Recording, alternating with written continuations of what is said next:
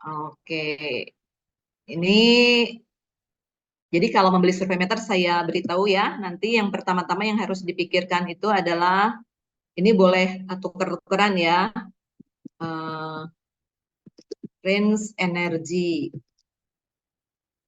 atau pokoknya yang penting ini. Jadi spesifikasi teknis yang penting tuh ini range energi, kemudian yang kedua eh, jangkauan pengukuran. Sebetulnya range dan jangkauan sama aja ya pengukuran. Jadi yang di atas itu energi, yang di bawah tuh kalau pengukuran ya berarti kalau ini boleh dosisnya ya, boleh aktivitas dan seterusnya atau intensitas. Terus kemudian yang ketiga ya, poin yang ketiga yang penting itu adalah kalibrasi. Nah, ini saya udah pernah infokan belum ke kalian sebelum-sebelumnya? Belum, Bu. Belum ya. Jadi nanti dicatat ya yang ini ya. Jadi ada 3 hal yang penting ya. Range energi. Nanti range energi itu berarti secara tidak langsung menceritakan juga terkait dengan identifikasi ya. Identifikasi itu jadi nanti di sini berarti identifikasi kalau zat radioaktif berarti identifikasi sumber ya, sumber radioaktifnya ya. Tapi kalau foton ya berarti energi fotonnya ya. Saya tulis SRA gitu ya, sumber radioaktif. Dicatat ya. Nah, nanti kalau ujian saya menanyakan ini kalian jawab ini. Tapi nanti ditambah ya. Jadi nanti ditambah karena biasanya kan kalian kalau minta ujian saya kan open book. Mau open book atau mau close book dulu? Open book. Ya. Oke ya, open book ya. Berarti nanti kalau ada pertanyaan ini cantumkan ya, cantumkan acuan. Jadi kalian cari info tentang ini ya. Info tentang poin-poin 3 ini boleh perundang-undangan. Perundang-undangan tuh artinya boleh peraturan Bapeten, boleh PP, boleh juga buku-buku ya, buku-buku textbook yang bahasa Inggris ya. Jadi kalian kalau menjawab ini nanti dicantumkan acuannya ya. Artinya apa? Dari sekarang kalian mempelajari ini, cari acuannya. Sepakat ya? Izin bertanya, Bu. Ya, Berarti nanti open gadget juga atau emang sudah disiapkan dari sebelum ujian ya, Bu? ya kalian udah bikin ringkasan, tapi nggak open gadget ya, open book ya. Oh, ya, Bu. Terima kasih, Bu. Jadi kalian membawa buku boleh, membawa kepean, tahu nggak kepean? Contekan, membawa ringkasan-ringkasan boleh. Tapi tidak membuka HP dan laptop ya. Oke ya, membawa buku-buku yang di-print-print, tayangan yang di-print boleh. Gitu ya. Baik, Bu. Ya, ya, Bu. Jadi nanti kalian mencari ini. Boleh mencari misalnya kalau misalnya perka Bapeten, perka atau perba ya, Bapeten. Ini kalian carinya di JDIH Bapeten. Ya. Kayaknya yang paling mudah tuh adalah di perka-perka Bapeten. Ini nilainya cukup tinggi juga sama dengan kalau kalian mencari textbook. Itu ya, yang survei meter ya. Cukup ya, yang ini ya. Ada yang mau tanya? Ya, Bu. Oh, belum ada, Bu. Oke, nggak ada ya. Sekarang saya stop share. Saya beri contoh ya. Saya beri contoh eh, salah satu spektek. Ya.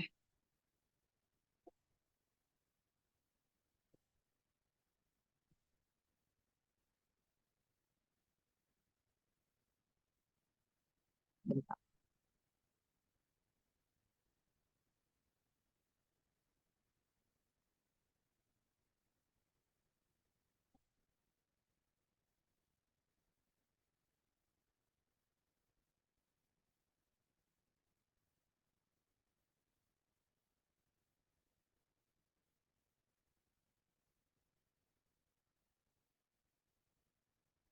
Sudah bisa dilihat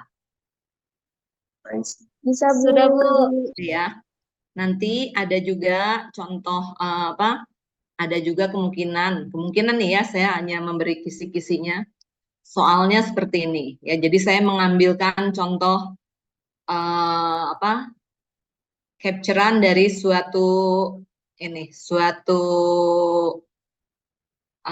apa ya ini namanya? Brosur-brosur alat ukur radiasi. Ini di sini ada spekteknya ya. Ya, Anda lihat ada spekteknya. Nah, nanti misalnya kalau saya minta Anda memberi apa dengan misalnya saya capturekan gambaran seperti ini. Nah, pertanyaan-pertanyaannya Anda jawab ya. Jadi misalnya ini kira-kira survei meter apa namanya apa? Survei meter untuk mengukur apa saja gitu ya misalnya nih. Ini survei meter apa saja? Kita lihat ya bagian ini. Ini survei meter tipe baru nih sebetulnya. Kalian bisa lihat juga nih di sini ya. Ini bisa untuk mengukur apa? Kelihatan nggak nih saya kalau meng-highlight? Kelihatan, Bu. Kelihatan ya? Jadi untuk mengukur apa nih? Alfa, beta, gamma. Dan X-ray. Nah, kalian kita lihat di sini ya, di spekteknya. Ada nggak alfa, beta, gamma?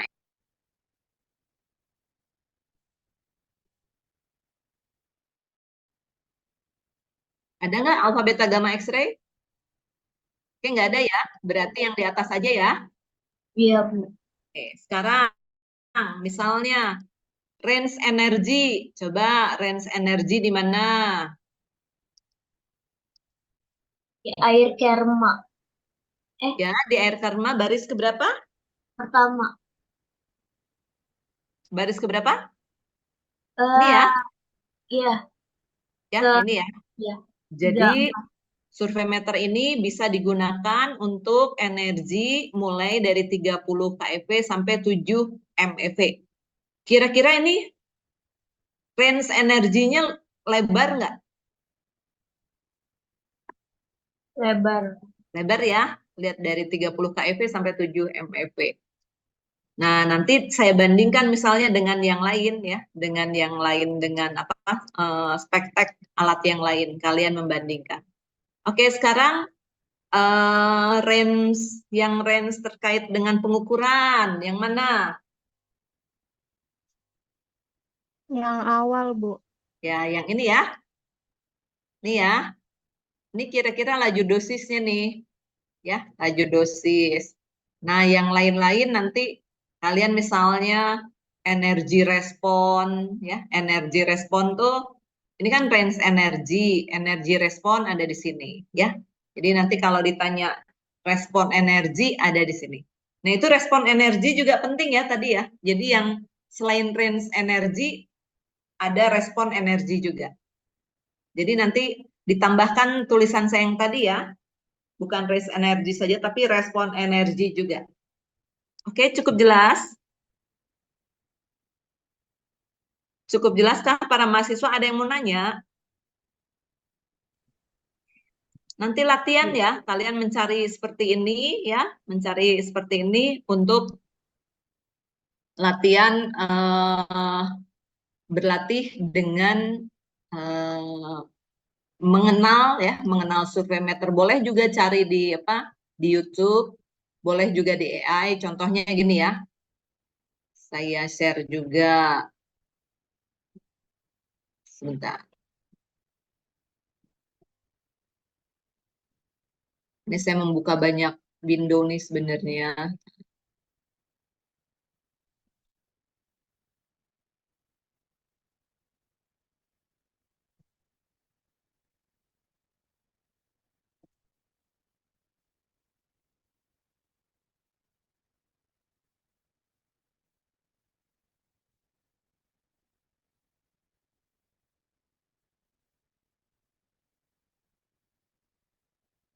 Ini kalian kalau sambil ada yang mau nanya-nanya ya, silahkan ya. Saya tetap menilai keaktifan kalian juga.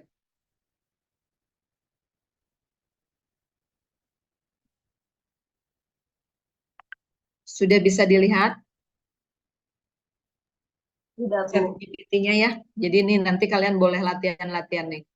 Misalnya kalian berlatih dengan AI-nya, berikan contoh spesifikasi teknis suatu survei meter, termasuk respon energi, rentang pengukuran.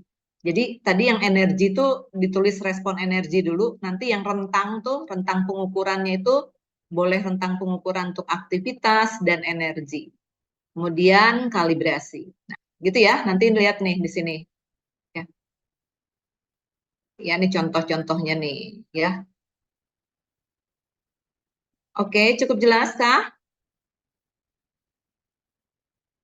Nah, kalian kalau melihat di apa di contoh seperti ini, kalian lihat nih, misalnya kalau terkait dengan kalibrasi, kalian boleh di sini nih, ya, dilihat di kalibrasi. Kemudian juga kalibrasi itu biasanya terkait dengan standar. Nah, boleh nanti standarnya di apa? Kalian lihat standarnya yang digunakan kalau di suatu brosur suatu alat ukur radiasi. Oke, sampai sini ada yang mau tanya dulu?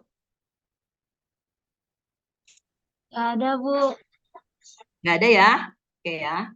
Sekarang selanjutnya saya akan menceritakan tentang ini, tentang sebentar, saya ini lagi ya, ini.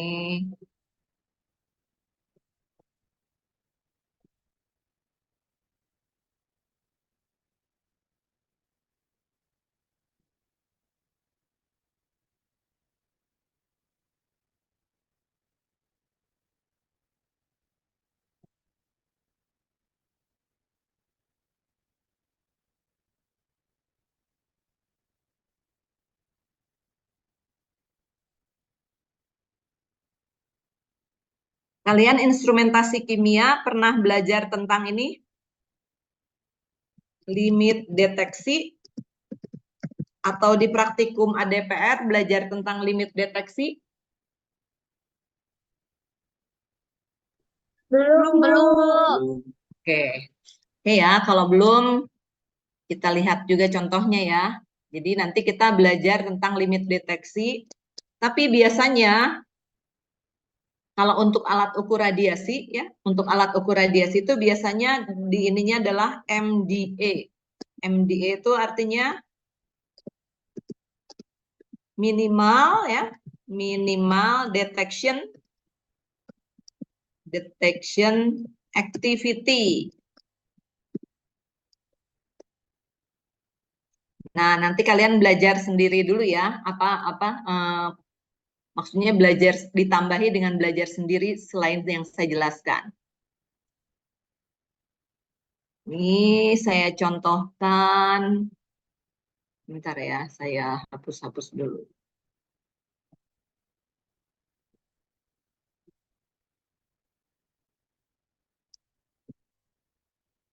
Di instrumentasi kimia kalian belum pernah belajar ini limit deteksi? Belum, Bu. Belum, Bu. Belum. Yang ngajar instrumentasi kimia siapa?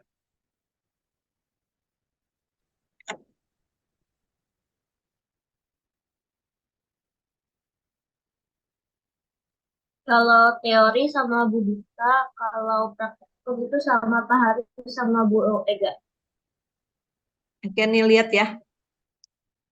Sudah bisa dilihat, ini ada di Wikipedia, nanti kalian cari ya. Kelihatan? Kelihatan, Bu. Ya. Nanti ada dua macam ya pertanyaannya. Jadi kalau limit deteksi, ini kalian ambil ini nih, yang hitam dan merah. Kalau yang limit deteksi, ini singkatannya ya, singkatannya adalah detection limit ya. Jadi limit of detection gitu ya. Di di ditulisnya dengan dilambangkannya dengan ini.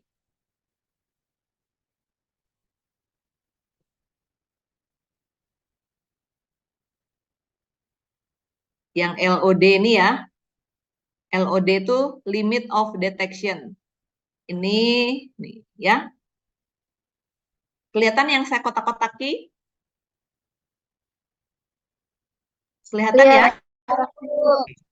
Kemudian ada LOQ, ya. LOQ itu apa? Limit of quantitation. Ya, quantitation itu artinya yang bisa dihitung. Nah, ini rumusnya limit deteksi ini kelihatan nih ya. Ini kelihatan nggak nih? Yang saya kotaki 3 S blank. Kemudian ini 10 S blank. Kelihatan? Terlihat? Lihat Kelihatan, Bu. Kelihatan ya? Oke. Saya hapus dulu ya. Jadi contoh ya, contoh 3 S blank.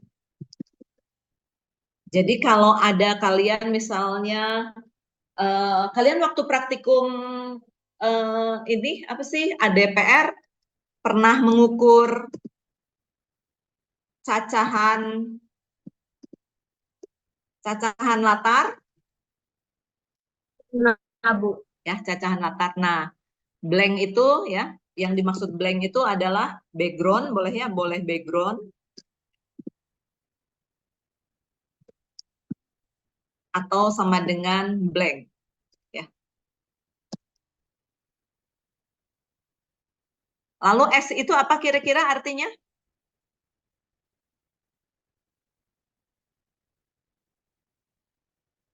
S itu apa ya? Maaf Bu, putus-putus Bu.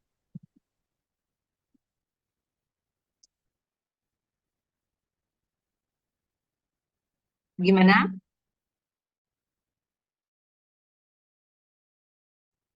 Ya, oh putus-putus ya, sebentar. Kalau yang dimaksud dengan S apa kira-kira?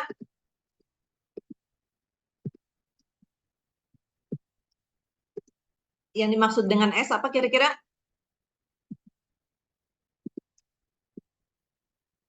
S itu standar deviasi ya. Iya, Bu. Ya, jadi nanti kalau ada pertanyaan, coba hitung limit deteksi ya. Berarti kalian boleh ya, boleh menggunakan rumus ya 3S ya. 3 kali standar deviasi dari background. Cukup jelas ya? Cukup, Bu. Cukup ya. Nah, contohnya misalnya ada suatu cacahan background ya. Cacahan background saya tulisnya gini ya. 308. Berapa S-nya?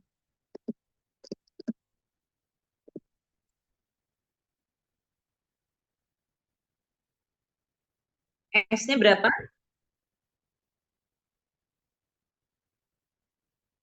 Standar deviasinya berapa?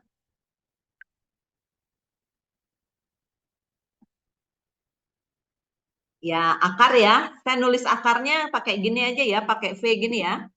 Akar dari berapa?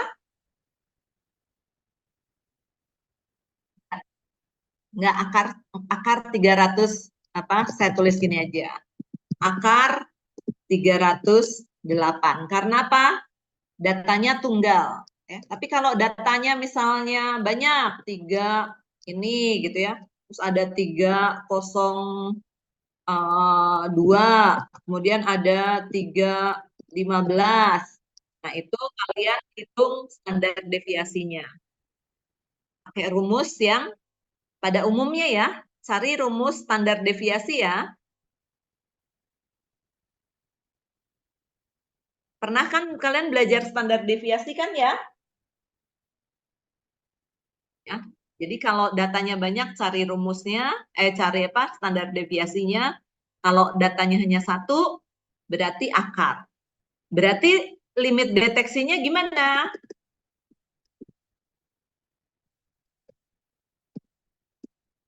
LOD-nya berapa kalau 308 itu ininya cacahannya?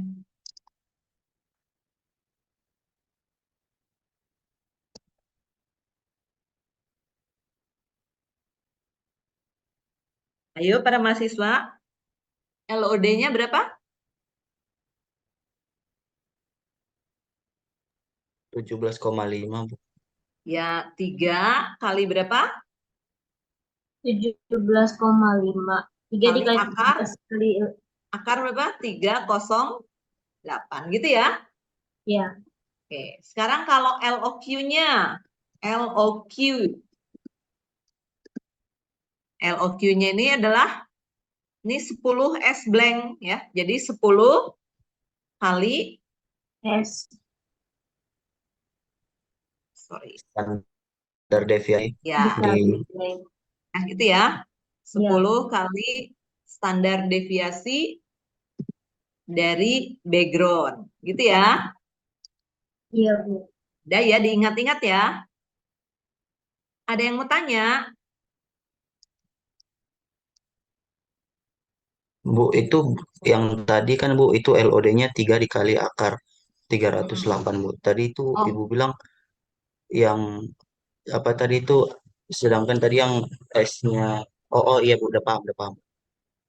Tadi ini kan yang S-nya ini, kalau mencari S-nya itu langsung di akar kali akar ya. akar 308 Ya. ya Bu. Kalau LOD-nya baru 3 kali akar 308 ya Bu. Kalau ini 10 kali S.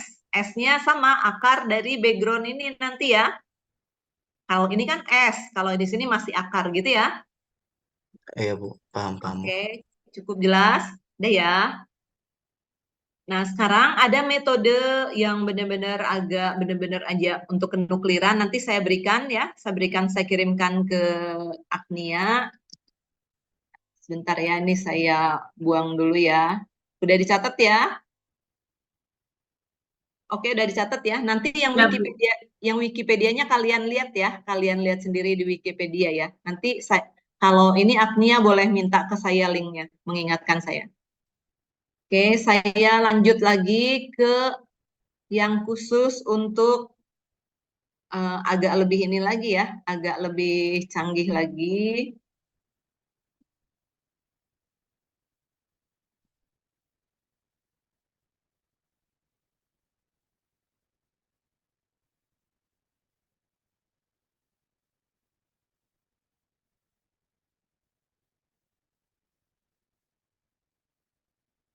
Ini nanti bukunya saya berikan ke kalian ya.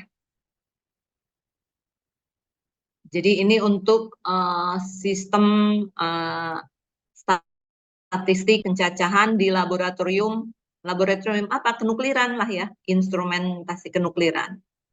Nah, ada yang istilahnya, jadi kalau tadi kan limit of detection, kalau ini ada minimum detectable activity. Jadi activity itu nanti terkait dengan aktivitas. Jadi kalau tadi kan cacahan, nah tapi kalau cacahannya itu sudah dirubah ke aktivitas, kalian nanti pakai rumusnya yang ini ya.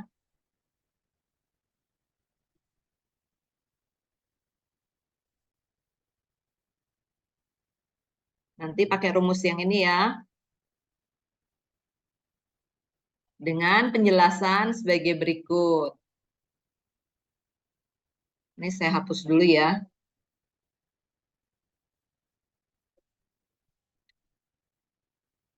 Ini nanti kalian cari apa yang apa yang disebut dengan K-nya ya. Kita lihat nih.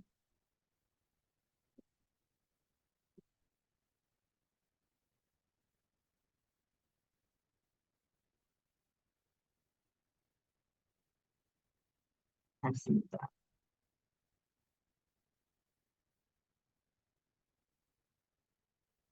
Ya, nanti pilih salah satu aja ya. Misalnya ini aja. Jadi yang di atas nggak usah, pakai yang ini aja ya.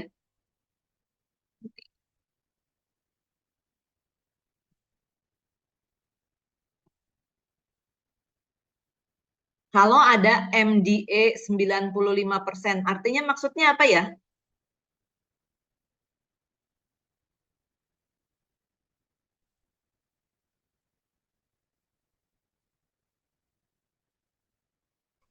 Mungkin maksudnya pas deteksi aktivitasnya itu udah mencapai 95% dari yang ditotalkan.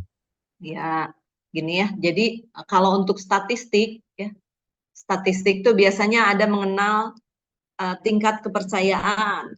Ya, jadi kalau nanti tuh udah mulai survei-survei ya, mulai survei-survei atau nanti mulai pemilu, ada istilah hasil survei. Nah, itu kan diolahnya pakai statistik.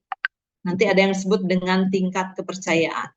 Nanti kalian boleh cari di AI ya, apa sih yang dimaksud tingkat kepercayaan dalam statistik ya, tingkat kepercayaan. Nah, tingkat kepercayaannya tuh ada 99% ya tingkatannya tuh. Ada 95%, tapi nggak ada yang 100% ya. Terus nanti ada lagi yang 90%, ada yang 68%. Gitu ya.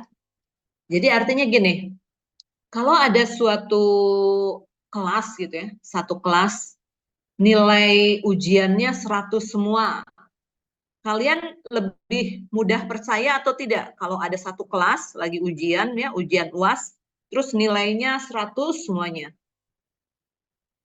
Menurut kalian itu bisa dipercayanya 99% atau 68%? 68. 68% ya. Kok kayaknya nggak mungkin deh gitu ya. Misalnya sistem manusia gitu ya, orang di kelas, apalagi misalnya penghuni kelasnya banyak ya, murid di kelasnya tuh 100 gitu. Terus 100 orang tuh nilainya 100 semua. Nah, itu kan tingkat apa? Kita nggak mudah bisa percaya itu kan ya. Iya, Bu.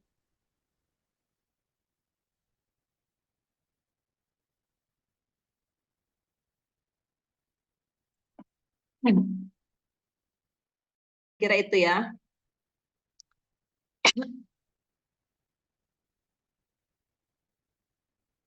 Terus jadi ini yang disebut tingkat kepercayaan, berarti ini minimum detection activity, rumusnya 3 ditambah 3,29 akar. Nah, RB-nya nanti kalian lihat ya. RB-nya ini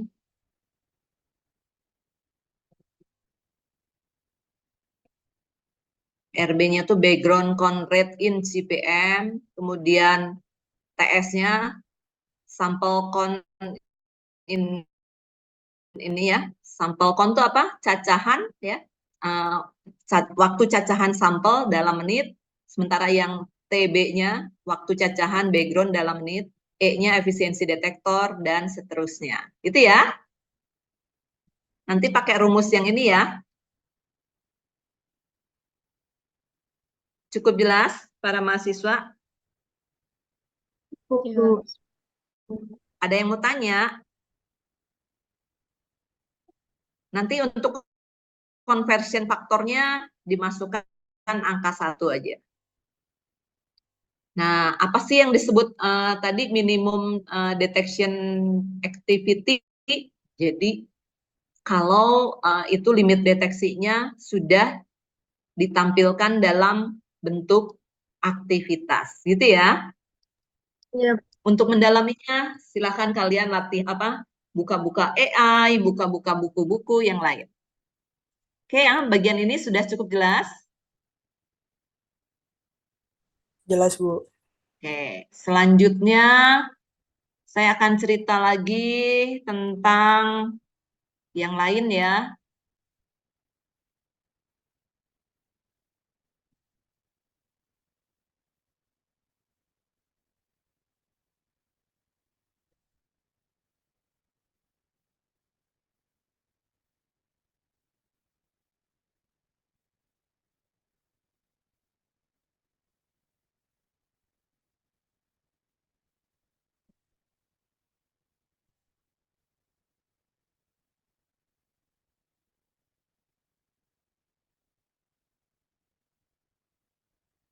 Sudah bisa dilihat? Sudah, Bu. Jadi ini saya ambil contoh kan, saya ambil contoh dari suatu, ini ada di website sih ya. Tapi nanti juga saya lihatkan per K ya. Ini kita lihat bagian ini ya. Ada istilah nih. Bisa dilihat yang saya kotaki merah. Bisa. Oke. Ini yang HP 10 ini. Yang HP 0,07 ini. Nah, yang bagian ini ya, bagian ini kalian ini jadi tugas buat kalian, apa sih maksudnya HP 10 dan HP 007? Terjemahkan dari ini ya. Terjemahkan dari ini, terus kalian boleh nyari maksudnya. Ini sering digunakan ya, sering digunakan untuk kalau membaca suatu suatu inilah personal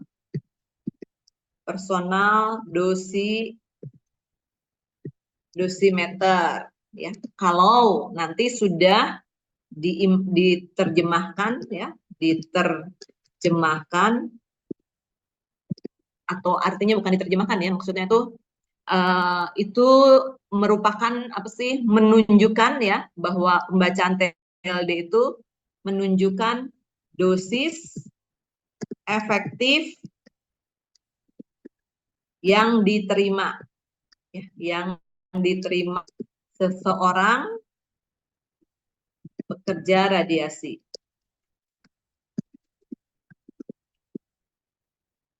Seperti itu ya para mahasiswa ya. Cukup jelas? Cukup, Bu. Jelas, Bu. Bagian ini, tapi yang bagian ini jadi PR dulu biar kalian mengerti apa sih maksudnya ya. Nah, oke, hari ini cuma itu aja dulu ya. Cuma itu aja dulu. Terus kalian latihan hanya 3 poin yang tadi. Yang poin pertama apa tadi? Ibu, mohon maaf Bu, menyela. Yang boxnya sedikit kepotong Bu, jadi nggak kelihatan di bagian bawahnya apa. Yang teks boxnya Bu. Udah Makasih, Bu. kebaca? Sudah Bu. Bu. Oke ya. Tadi yang pertama apa? Yang Belajar tentang apa? surveimeter itu. Kriteria Ya, surveimeter. latihan surveimeter ya. Terus apa lagi? MDA, Ya, limit deteksi ya. LOD, Dan nanti ada LOD sama LOD. ya, ada kaitannya dengan standar deviasi dan apalagi tadi? Tingkat kepercayaan ya. Ya, Bu. Ya. Kemudian ini ada istilah kalau membaca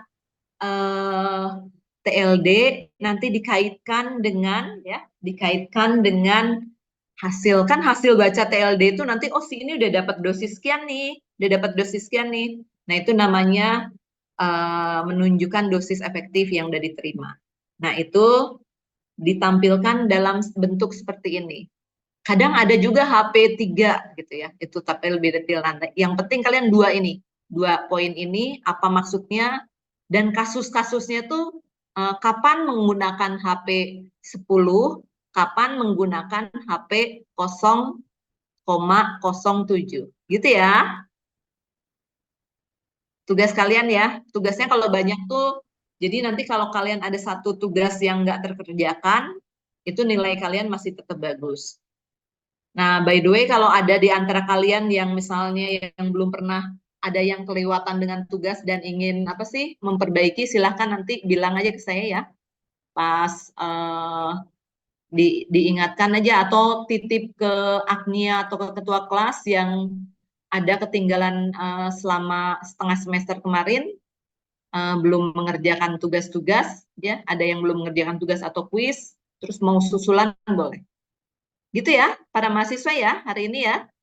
Baik, Bu. Oh, saya izin bertanya, Bu. Untuk kuisnya itu bisa susul, Bu. Soalnya dulu saya pernah izin Ya, atau saudara, itu gimana? Nanti dikirim soalnya oleh Ibu atau? nanti dikasih lagi, kasih tugas lagi. Oh, baik. Yang mahasiswa yang merasa ingin dulu ketinggalan kuis, boleh bilang nanti saya kasih tugas. Oke ya, itu saja para mahasiswa ya. Terus Agnia nanti ingatkan teman-teman yang nggak masuk hari ini ke saya ya. Oke, para mahasiswa, ujiannya hari apa? Tanggal 5 ya? Mungkin tanggal 2. Kurang tahu saya, Bu. Kayaknya sih tanggal 5. Nanti mudah-mudahan kalau tanggal 29 saya masih ada waktu luang, kita bisa ketemu online seperti ini ya. Kita hanya sebentar aja, masih contoh-contoh kasus-kasus biar kalian cukup mengerti. Seperti itu ya, para mahasiswa ya. Baik, Bu. Baik, Bu. Oke, itu saja mungkin hari ini para mahasiswa. Terima kasih untuk waktu yang telah disediakan.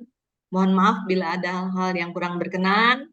Salam sehat, selamat malam, dan salam sejahtera untuk semuanya. Terima kasih ya. Terima kasih, Bu. Makasih, Bu. Terima kasih banyak, Bu. Oke. Terima kasih, Bu. Ya.